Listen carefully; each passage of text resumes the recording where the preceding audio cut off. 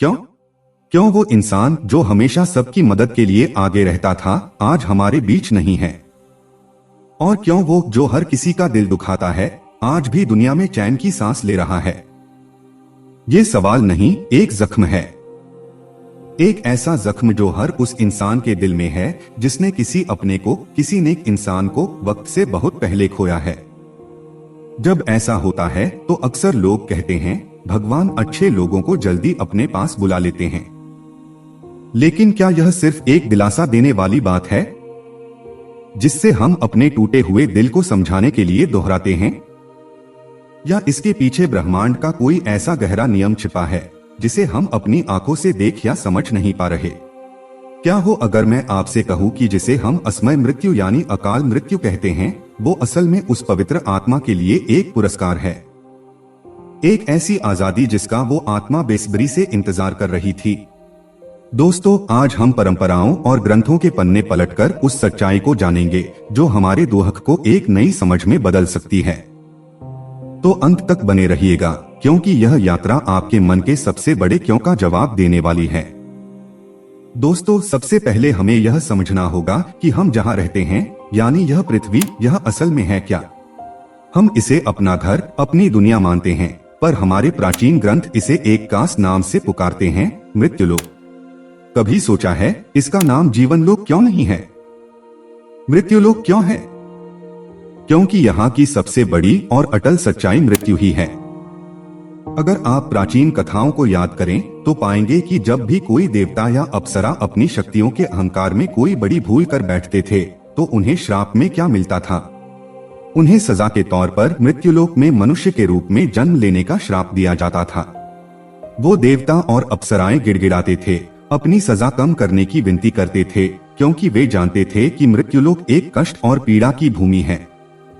यह कोई स्वर्ग नहीं बल्कि एक कर्म क्षेत्र है, एक ऐसी जगह जहां आत्मा को 3 तरह के दुखों का सामना करना ही पड़ता है। तन का दुख यानी बीमारियां और बुढ़ापा, मन का दुख यानी चिंता, भय और शोक, और प्रारब्ध का दुख यानी वो मुश्किलें जो हमारे पिछले कर्मों से तय होती हैं।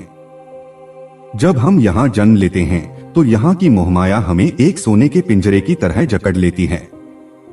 रिश्ते नाते, धन दौलत, मान सम्मान, ये सब पिंजरे की सुनहरी तीलियों की तरह हैं।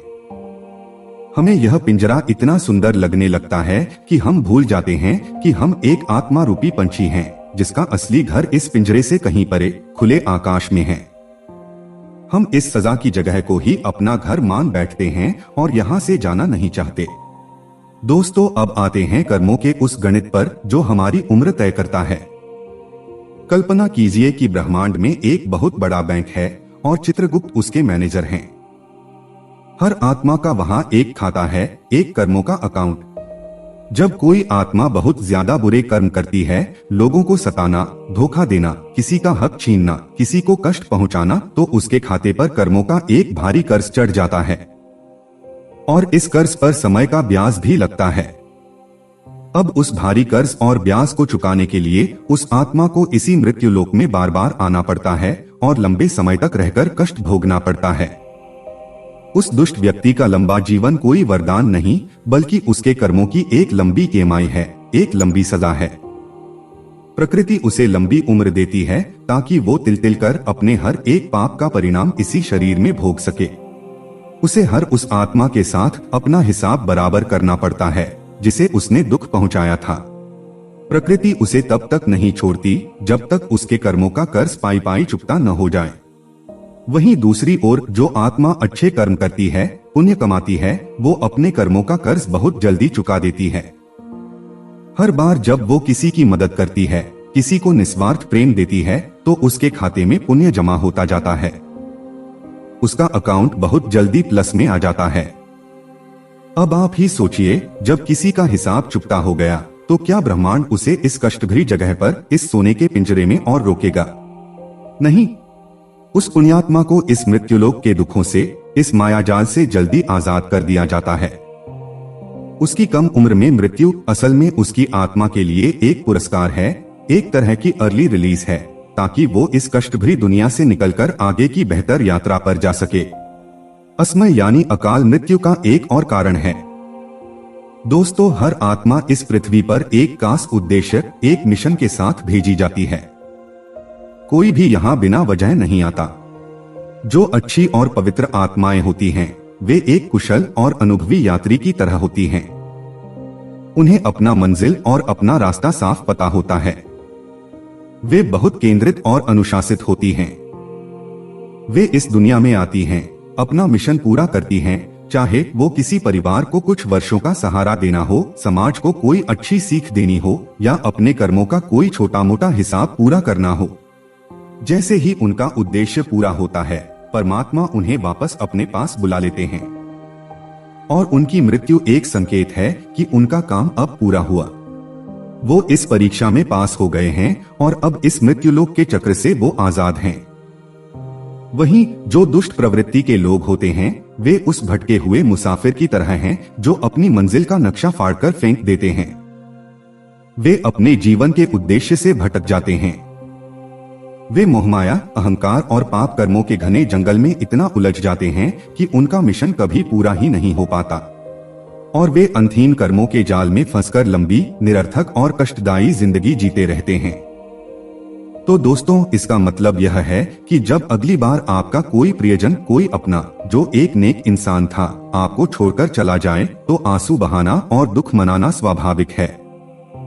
यह हमारे मानवीय प्रेम का प्रतीक है। लेकिन उस दुख के साथ साथ इस आध्यात्मिक सत्य को भी याद रखिएगा। वो एक पवित्र आत्मा थे जिनका इस धरती पर हिसाब किताब जल्दी पूरा हो गया।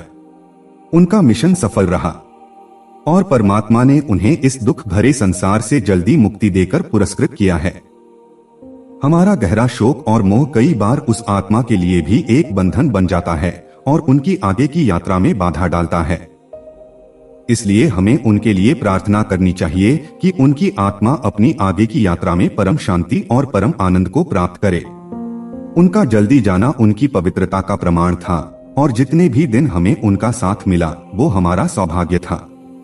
हमें उनके जाने का दुख नहीं, बल्कि उनके जीवन की सफलता का उत्सव मनाना चाहिए। याद रखिए, इस मृत्युलोक में 100 साल तक पाप और कष्ट में जीने से कहीं बेहतर है कुछ वर्षों का वो सात्विक जीवन जो आत्मा को जन्म मृत्यु के इस अंतहीन चक्र से मुक्ति की ओर ले जाए।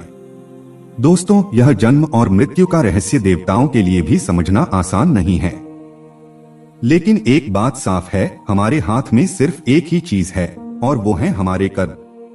हम यह तय नहीं कर सकते कि हमारी सांसों की गिनती कितनी है, लेकिन हम यह जरूर तय कर सकते हैं कि हमारी हर सांस कीमती हो। हर दिन, हर पल हम अपने जीवन की किताब का अगला पन्ना लिख रहे हैं। यह हमारे हाथ में है कि उस कहानी का अंत मुक्तिदायक हो या पीड़ादायक। तो चलिए आज से अपने जीवन को और भी सार्थक बनाएं। अपनी गलत आदतों को छोड़कर अच्छाई की राह पर चलें, क्योंकि अंत में आपके साथ सिर्फ 3 चीजें ही जाएंगी: आपके संचित कर्म, आपकी स्मृतियां और आपकी चेतना की जागृति। तो दोस्तों, आज के लिए बस इतना ही।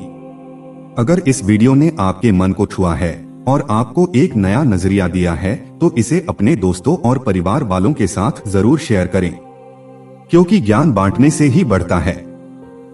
मिलते हैं अगले वीडियो में एक और रहस्य के साथ।